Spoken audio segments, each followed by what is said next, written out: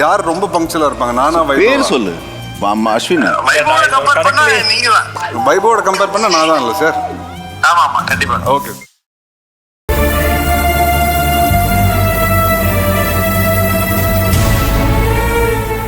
ஏன் கருப்பா, எதுக்காக என் மேல இவ்ளோ பழி போடுறாங்க?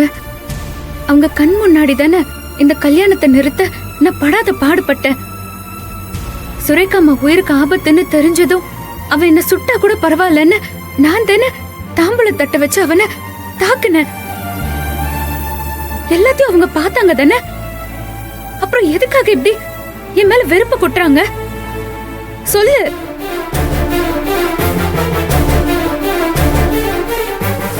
நந்தினி, இங்க வா. இங்க பாரு, ப்ளீஸ் கொஞ்சம் ரிலாக்ஸ்டா இரு. உன் கூட நான் இருக்கேன். இங்க பாரு, உனக்கு எப்பவுமே துணையா நான் இருப்பேன், சரியா? நீ அவங்க பேசுறதெல்லாம் மனசுல வச்சுக்காத நந்தினி. யாத்தா சார், எனக்கு சுரேகாமா மேல அப்படி என்ன பகை? நான் எதுக்காக அவங்கள கடத்த போறேன்? நான் எதுக்காக ஹரிதாமாவை கொலை செய்ய போறேன்? இதுல எனக்கு என்ன லாபம்?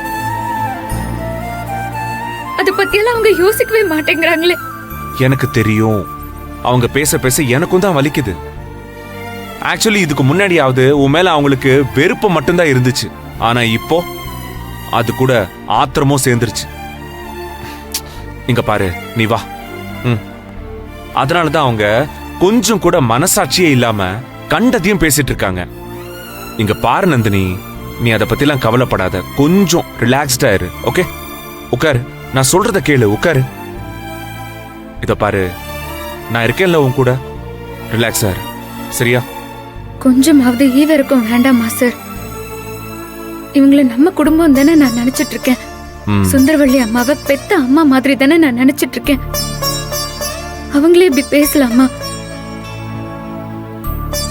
கூட இருக்கிறவங்க இதே குடும்பத்தை சேர்ந்தவங்க. ஆனா என்ன ஏதோ எதிரி மாதிரி பாக்குறாங்க. கொஞ்சம் கூட யோசிக்காம எல்லா பழியும் என் மேலேயே தூக்கி போடுறாங்க. நான் என்னதான் பண்ண முடியும்? இதுக்கு மேல என் உசுரை மட்டும்தான் கொடுக்க முடியும். அப்ப கூட என்ன நம்புவாங்களான்னு தெரியலையே. இப்ப கூட எனக்கு அவங்க மேல வருத்தம் தான், கோவம் இல்ல சார். அவங்களுக்கு சுரேகாமா காணாம போன பதட்டம் மட்டும்தான் இருக்கு. ஆனா எனக்கு எப்படியாவது சுரேகாமாவை கண்டுபிடிச்சிடணும்னு ஒரு வேகம் வருது. இவங்க எல்லாரும் முட்டாளுங்க நந்தினி. அவங்க பேசுறது செய்யறதெல்லாம் அநியாயம் அக்கிரமம்னு தெரிஞ்சே செஞ்சுக்கிட்டு இருக்காங்க. உன்னை பாக்குறப்பல அவங்களுக்கு இருக்கிற ஒரே ஒரு இஷ்யூ என்ன தெரியுமா? நீ ஏழைங்கிறது மட்டும்தான். அதுதான் அவங்களுக்கு உறுத்திக்கிட்டே இருக்கு. அதனாலதான் நந்தினி அவங்க மனசாட்சியே இல்லாம பேசுறாங்க. இன்னும் இந்த பாழா போன மனசு மறுத்து போக மாட்டேங்குதான் சார். அவங்க பேசுற ஒவ்வொரு வார்த்தையும் எனக்கு வலிச்சுக்கிட்டே இருக்கு. எப்போ இதெல்லாம் தாங்கிக்க நான் பழகிக்க போறேன்னு தெரியல. அழாத, ப்ளீஸ் அழாத. இப்ப கூட நீ அவங்க திருந்தணும்னு யோசிக்கவே மாட்டேங்கிற. அவங்க கோவத்தை நீ தாங்கிக்க பழகிக்கணும்னு தான் யோசிக்கிறல்ல. என்ன பண்றது சார்? எனக்கு வேற வழி இல்லையா தான் சார்? நந்தினி, ஒரு பக்கம் அவங்க என் மேல விஷத்தை கொட்டிட்டு இருக்காங்க. ஆனா என்னோட மனசு சுரேகா அம்மாவை நாம தான் காப்பாத்தணும், நம்மளாலதான் காப்பாத்த முடியும்னு ஒரு பக்கம் சொல்லிக்கிட்டே இருக்கு. என் நந்தினிய பத்தி எனக்கு தெரியாதா? எவ்வளவோ போராடிதான் நான் இந்த கல்யாணத்தை நிறுத்தினேன். என் கையில குண்டு பாஞ்சதும் நான் மயக்கமாயிட்டேன். அது அவங்க எல்லாரும் பார்த்தாங்க தானே. அதுக்கப்புறம் என்ன நடந்துச்சுன்னு எனக்கு தெரியாது. மயக்கம் போட்டு கிடக்குற ஒருத்தியால எப்படி 2 பொண்ணுங்களை கடத்த திட்டம் போட முடியும்னு அவங்க யோசிக்கலாம்ல. இத்தனைக்கும் அவங்க 2 பேரும் படிச்சவங்க நந்தினி.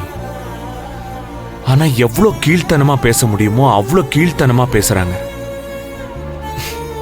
ஆனா நீ படிக்காதவ. ஓ மனசுலதான் சுத்தமான எண்ணங்கள் இருக்கு.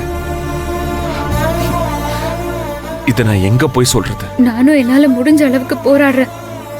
எல்லா வேலையும் பாக்குறேன். நம்ம 2 பேருக்கும் தெரியாம யாரோ சதி பண்ணிட்டு இருக்காங்க.